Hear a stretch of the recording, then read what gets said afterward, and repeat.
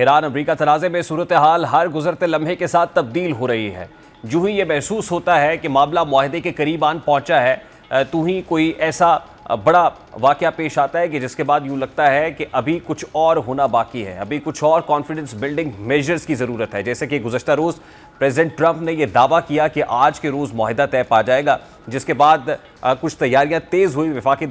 दारुल हुकूमत इस्लामाबाद में अमरीकी ओहदेदारान की आमद का सिलसिला, जो एहलकार हैं उनकी आमद का सिलसिला ये बता रहा था कि शायद वाइस प्रेसिडेंट JD वेंस की क़यादत में वो वफ़द जो पहले राउंड के अंदर आया था, जिसमें जैरेड कुशनर और स्टीव विटकॉफ शामिल थे, वो एक बार फिर इस्लामाबाद में पड़ाव डालेंगे। तमाम तर तैयारियां मुकम्मल दिखाई दे रही थी। ईरानियन साइड का इंतज़ार किया जा रहा था और वॉल स्ट्रीट जर्नल का जरीदा ये दावा कर रहा था कि ईरानी भी मुज़ाकरात की मेज़ पर बैठने को तैयार हो गए हैं। लेकिन उसके बाद वो प्री कंडीशंस जो ईरान की थी मुज़ाकरात के दूसरे दौर के लिए, जिसमें आबना हरमुज़ की नाकाबंदी को ख़त्म करना और ईरानियन वेसल जिसको निशाना बनाया गया, क्रू को कब्ज़े में लिया गया, जो तहवील में थे उनको छोड़ने का जो है वो प्री कंडीशन रखी गई। जब ये प्री कंडीशंस क्वालिफाई नहीं हुई तो ईरानियन साइड ने वाशगाफ अल्फाज के अंदर ये कह दिया कि वो दूसरे राउंड में नहीं बैठेंगे, उस वक्त तक नहीं बैठेंगे जब तक अमरीकी साइड फ्लेक्सिबिलिटी नहीं दिखाती है, जब तक इन प्री कंडीशंस को फॉलो नहीं किया जाता है। वैसे ही ये दौरा मौखर किया गया और इसमें अहम बात यह है कि इस वक्त situation no war no peace की सिचुएशन है, यानी matter is still hanging in the air. ना तो जंग है और ना ही अमन है, क्योंकि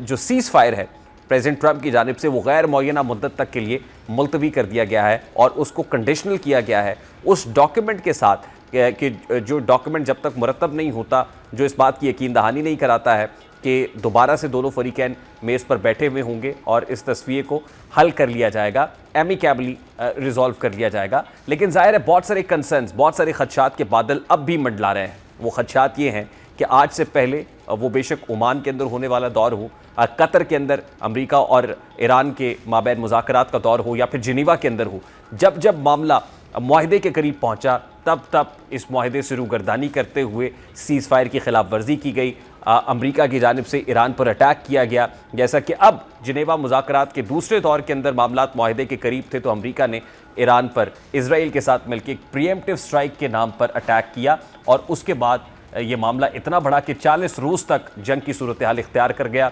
ऐसे में जो पॉलिटिकल प्रेशर्स हैं वो भी आते रहे, इकोनॉमिक प्रेशर्स जिसकी वजह से पूरी दुनिया हिट हुई है। ख़ित्ता तो हुआ ही हुआ है, लेकिन ये वो कॉन्फ्लिक्ट है जिसकी वजह से पूरी दुनिया मुतासिर हो रही है। ज़ाहिर है एक स्टेटमेंट होता है, फाइनेंशियल मार्केट्स के अंदर एक ऐसा मैसेज जाता है कि अनसर्टेनिटी, गैर यकीनियत पैदा होती है। ना सिर्फ ऑयल प्राइसेस जो है इससे मुतासर होती हैं, बल्कि हर तरह की जो इन्फ्लेशन है, इन पर्टिकुलर अगर पाकिस्तानी की बात की जाए तो इंपोर्टेड इन्फ्लेशन का एक रेल आ जाता है, सैलाब आ जाता है। और फिर ज़ाहिर है ऐसे में जहां प्रेसिडेंट ट्रंप को मिड टर्म इलेक्शंस कंटेस्ट करने हैं,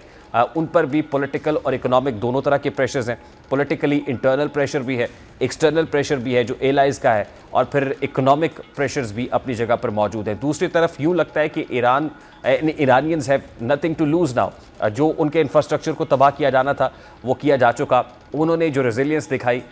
वो अपनी जगह पर मुसल्लमा है। और दूसरा, वो एज ए नेगोशिएटर भी बहुत ही टफ नेगोशिएटर साबित हो रहे हैं। वो अमरीकी कंडीशंस के ऊपर मेज़ पर बैठने को तैयार नहीं है, वो अमरीकी कंडीशंस के ऊपर मुज़ाकरात करने को तैयार नहीं है, वो अपनी कंडीशंस के ऊपर। और ज़ाहिर है जो उन्होंने ऑलरेडी TORs मुरतब किए हैं, जो ऑलरेडी एक मुसविदा रखा है, उसको लेकर खासे क्लियर नज़र आते हैं। और ज़ाहिर है ईरान को भी अपनी आवाम को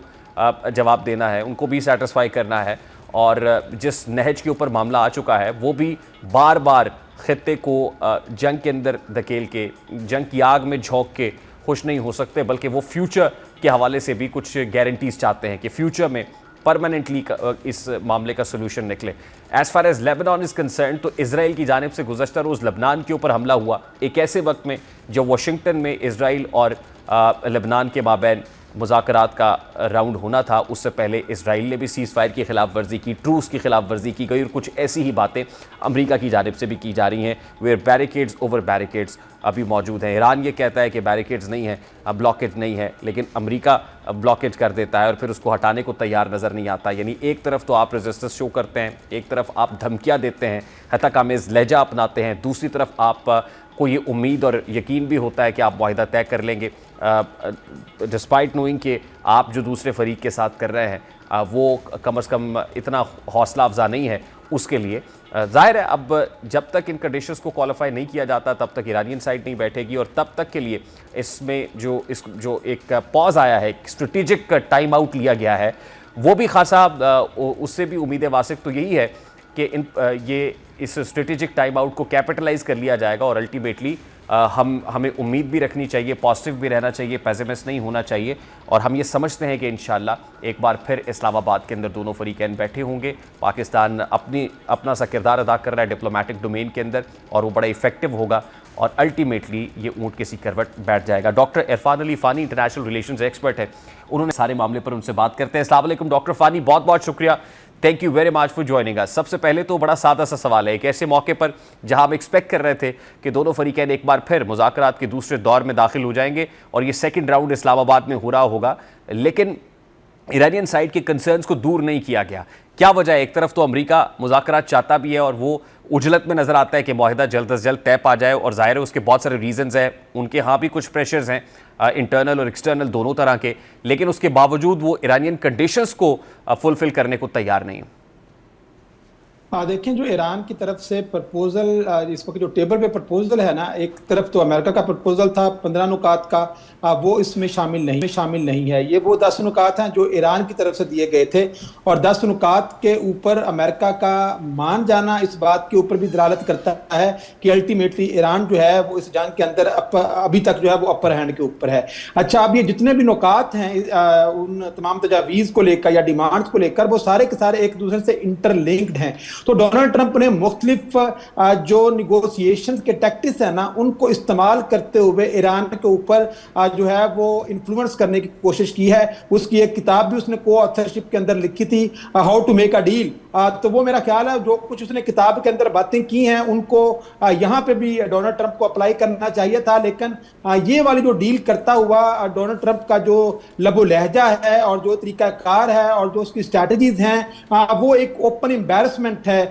for the United states of America, कि वो अमेरिका का जो दुनिया की एक सुपर पावर है और पूरी दुनिया जो है उसके अंदर डिप्लोमेसी की जो रवायात रखी गई हैं वो मगरिब और अमेरिका की ही दी हुई रवायात हैं। लेकिन आज उसी अमेरिका के अंदर हमें डोनाल्ड ट्रंप और दीगर जो बिजनेस कम्युनिटी के लोग हैं वो अमेरिका की जो ज़माम हुकूमत है उनको संभालते हुए नजर आ रहे हैं। देखिए, ईरान की बड़ी क्लियर कट डिमांड है कि उनके ऊपर से जो सैंक्शंस है ना उनको रिलीफ दिया जाए, और जितने भी एसेट्स हैं उनके इस वक्त दुनिया के अंदर उन तमाम एसेट्स को भी रिलीज किया जाए। अब ये वो दो डिमांड्स हैं जो अल्टीमेटली ईरान अमेरिका की तरफ रखता है, और अमेरिका को अब ये डर है कि अगर ईरान को ये अपॉर्चुनिटी मिल जाती है तो क्या ईरान इस खित्ते के अंदर जब इकोनॉमिकली भी उसके सैंक्शन हट जाएंगी और उसका दुनिया के साथ ट्रेड शुरू हो जाएगी, तो ईरान तो मिलिटरीली तो अपने आप को अब मनवा चुका है, जिस तरीके से उसने अपने आप को रेजिलियंस शो किया इस जंग के अंदर, तो फिर तो ये एक इकोनॉमिक पावर के तौर पर भी इस खित्ते के अंदर इमर्ज हो जाएगा। तो दूसरी तरफ हमें अरब ममालिक नजर आते हैं जो इसके अंदर बहुत सारी उनकी रिजर्वेशंस हैं कि अगर ईरान के साथ इस डील को मान लिया जाता है जो ईरान ने टेबल पे रखी है, तो उन अरब के जो कंसर्न्स हैं वो कहां पे जाएंगे। तो क्या अरबों को अमेरिका को छोड़कर एक नए मिलिट्री और सिक्योरिटी आर्किटेक्चर की तरफ जाना पड़ेगा मिडल ईस्ट के अंदर? तो अब ये वो सारी सूरत हाल है जिसने इस सारी सिचुएशन को बड़ा कॉम्प्लिकेटेड कर दिया है। आपने ये जहन में रखना है कि डोनाल्ड ट्रंप इस वक्त दो डिफरेंट फेजेस पे काम कर रहा है। एक तरफ आपको याद होगा हफ्ते के दिन लैरी जॉनसन ने एक न्यूज वीक के अंदर एक रिपोर्ट शाया की है जो ये कहती है कि डोनाल्ड ट्रंप ने सेंटकॉम से न्यूक्लियर कोड्स हासिल करने की कोशिश की थी और इजाजत मांगी थी, लेकिन सेंटकॉम ने इसको कैटेगोरिकली रद्द कर दिया था, और ये जो स्टोरी है ये पब्लिश हो चुकी है। पहले ये सोशल मीडिया के अंदर अफवाहों के तौर पर हमें नजर आ रही थी। और दूसरी तरफ जो जॉर्ज डब्ल्यू बुश उनका SS तैयारा बरदार बहरी जहाज है तीसरे नंबर पे, उसको भी मिडिल ईस्ट की तरफ उसकी जो जर्नी है वो स्टार्ट हो चुकी है। तो एक तरफ ये जो पॉलिसी है जिसके अंदर आपको कोहर्जन नजर आती है और दूसरी तरफ आपको कैरेट के तौर पर वो आपको मुख्तलिफ तजावीज़ देते हुए नजर आते हैं। तो जैसे आपने अपने तारुफ के अंदर कहा था ना कि ईरान के पास उस वक्त खोने को बहुत कुछ नहीं है, उनके 2 लाख से ज़्यादा सिविलियन यूनिट्स तबाह हो चुके हैं, हॉस्पिटल्स उनके तबाह हो चुके हैं, स्कूल उनके तबाह हो चुके हैं। तो अल्टीमेटली अब मैक्सिमम इजराइल और अमेरिका मिलकर करेंगे तो क्या करेंगे? तो देखिए इसके अंदर ना 2-3 ऑप्शन आ जाती हैं। एक तो इस सीज फायर के दौरान मुझे ये लगता है कि एक शैडो वॉर जो है ना अब वो कंटिन्यू रहेगी। छोटे मोटे साइकिल जो है ना, एक्शन रिएक्शन साइकिल अटैक्स के, अब वो आपको नजर आएंगे। कभी स्टेट ऑफ हॉर्मुज के अंदर ईरान की तरफ से मुख्तलिफ वेसल्स के ऊपर अटैक्स आपको नजर आएंगे और कुछ वेसल्स के ऊपर अटैक्स अमेरिका की तरफ से नजर आएंगे। दूसरी जो मुझे खदशा है वो IRGC की लीडरशिप जो है ना, वो अकॉर्डिंग टू डोनाल्ड ट्रंप और मगरबी मीडिया इस वक्त डील के रास्ते में सबसे बड़ी रुकावट बनी हुई है, क्योंकि वो ये समझते हैं कि ईरानियन रजीम के अंदर इस वक्त रिफ्ट है, पॉलिटिकल क़यादत कुछ और डिमांड करती है और वो जरा फ्लेक्सिबल है।